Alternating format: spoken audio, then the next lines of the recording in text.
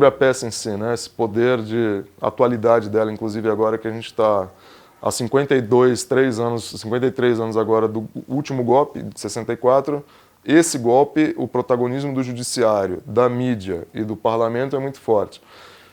Então, a questão da justiça no Brasil, né, o papel que a justiça cumpre no Brasil, né, a quem ela se importa, embora pareça óbvio, existe um efeito didático de tratar a questão da justiça, que é desmontar o argumento de quem luta contra esse sistema é ilegal, é ilegítimo, é invasor, é baderneiro. O sistema está contra as pessoas que não têm terra e que vão lutar por terra. Então a farsa ela tem esse poder, né, de, pela ironia, deslocar o ponto de vista, né, e conseguir fazer uma crítica didática a algo que, embora seja visto como injusto, também é visto como natural. Julguem sem piedade este acusado de um crime hediondo. Não ter sido solidário. É o sobrevivente de um tiroteio. De um confronto. Em vez de enfrentar a polícia, Tombou no chão, morto de medo. E para escapar do assassinato, ficou mais parado que os mortos entre os corpos empilhados, fingindo ser cadáver. Fugiu à sua verdade. E agora vai ser julgado.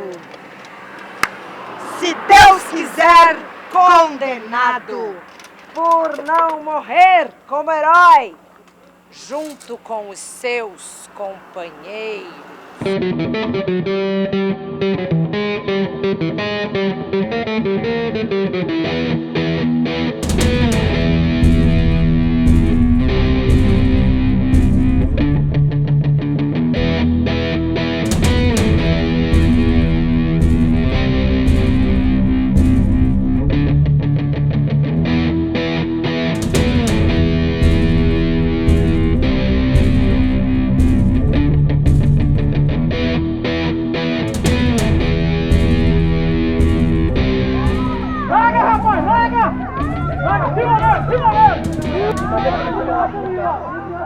Longe de mim!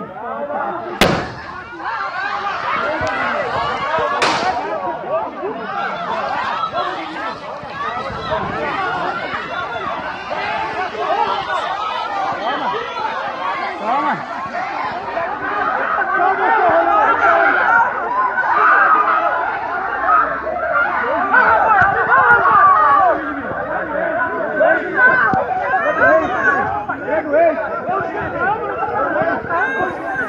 Respeita, rapaz! Ele tem! Respeita, rapaz! Isso aí! Lutar! Construir reforma agrária popular! Lutar! Construir reforma agrária popular! Lutar! Construir reforma agrária popular! Eu acho que vocês vão perder. Eu acho que alguém vai sair morto daqui. Tá gravando, tá gravando. Pode ser nós, pode ser vocês, eu não sei.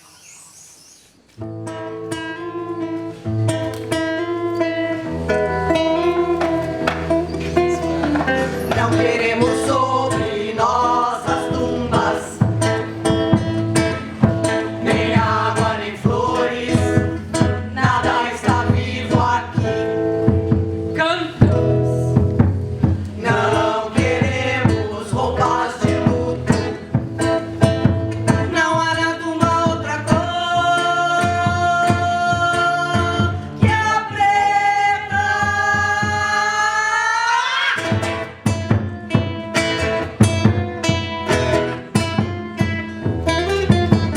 Não queremos canções tristes, intermináveis. Ouvimos aqui que nosso retorno é impossível. E nosso retorno.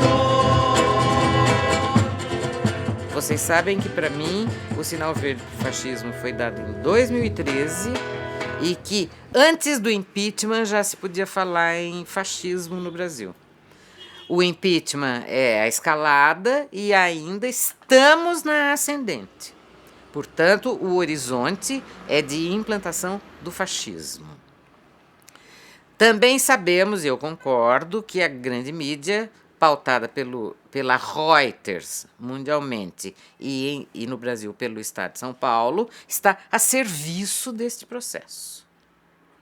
A saber, é a contraofensiva do capital para a retirada de direitos dos trabalhadores, direitos históricos, apenas e tão somente para assegurar as porcentagens dos lucros do capital financeiro. Isto é a questão básica sobre a qual eu não faço nenhuma concessão. Portanto, quando o capital financeiro toma as rédeas do processo, já estamos vivendo sob o fascismo. As evidências empíricas, como um professor da Sociologia e Política já identificou, a legislação em andamento, isto é, os Ministério Público, o juiz Sérgio Moro, não precisa mais respeitar a lei, os direitos individuais. Eles atropelam e depois o sistema judiciário regulariza. Então a legislação vem depois dos atos arbitrários. Isto se chama fascismo. Foi assim que o nazismo se implantou na Alemanha. Então, não reconhecer que no Brasil estamos em processo de instauração de um regime abertamente fascista, porque veladamente já é dormir no ponto. Por não morrer como herói, junto com seus companheiros, sua sentença é certa.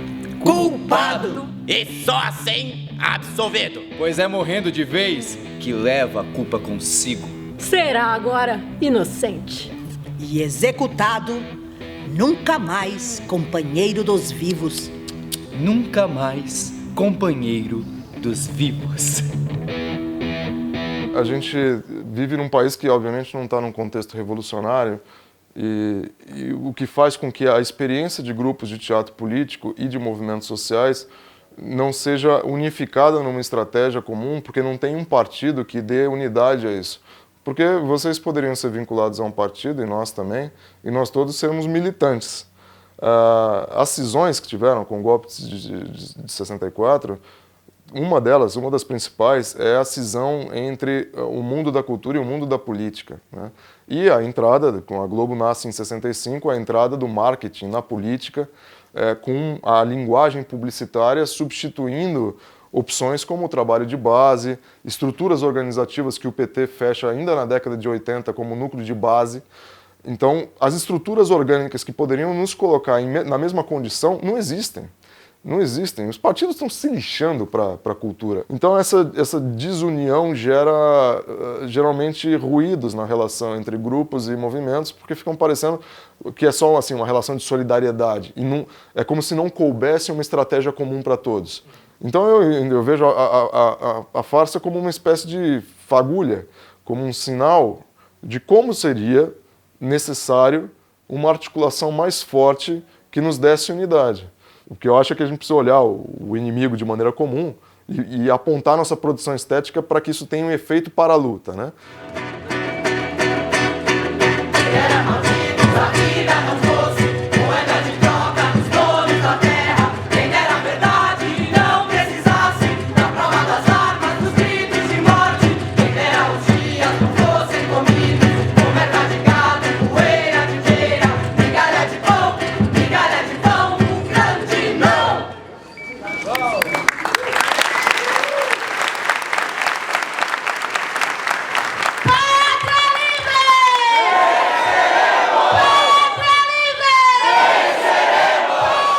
O contexto revolucionário não é você que define quando vai acontecer. Eu acho que nós podemos estar na antevéspera.